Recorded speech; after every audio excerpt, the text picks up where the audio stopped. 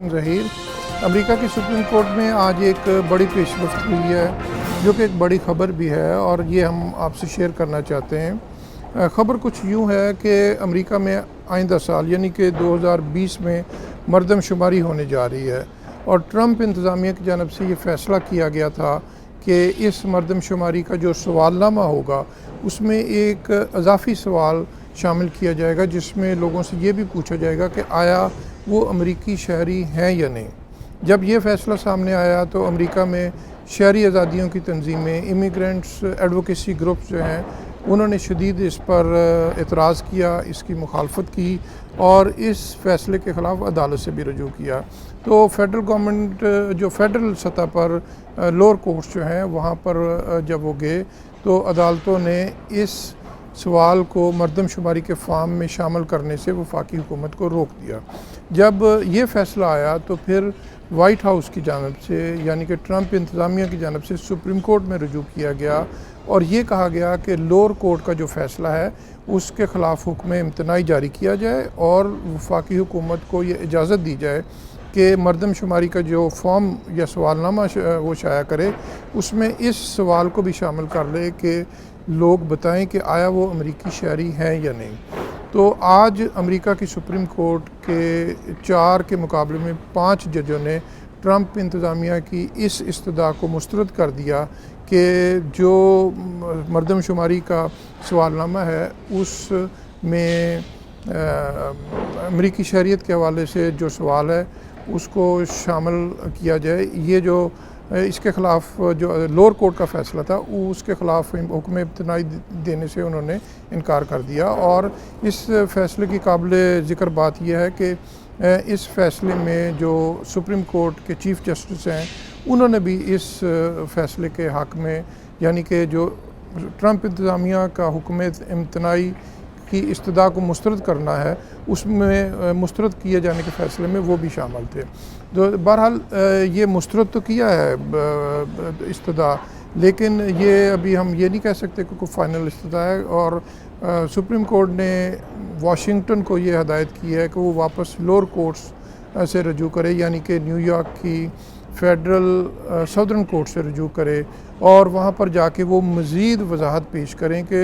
حکومت کیوں چاہتی ہے کہ مردم شماری کے فارم میں اس متنازع سوال کو شامل کیا جائے۔ تو اب جو بال ہے وہ واپس لوور کورٹس میں آ گئی ہے اور اب ایک بار پھر کامرس ڈپارٹمنٹ کو اور ایک بار پھر جو فیڈرل گورنمنٹ ہے اس کو عدالت کو قائل کرنا پڑے گا، ایک دلائل دینے پڑیں گے کہ یہ جو سوال ہے یہ شامل کرنا ضروری ہے۔ یہاں پر ایک اور قابل ذکر بات ہے اور وہ یہ ہے کہ جو مردم شماری آئندہ سال ہونے جا رہی ہے اس کے فارمز جو ہیں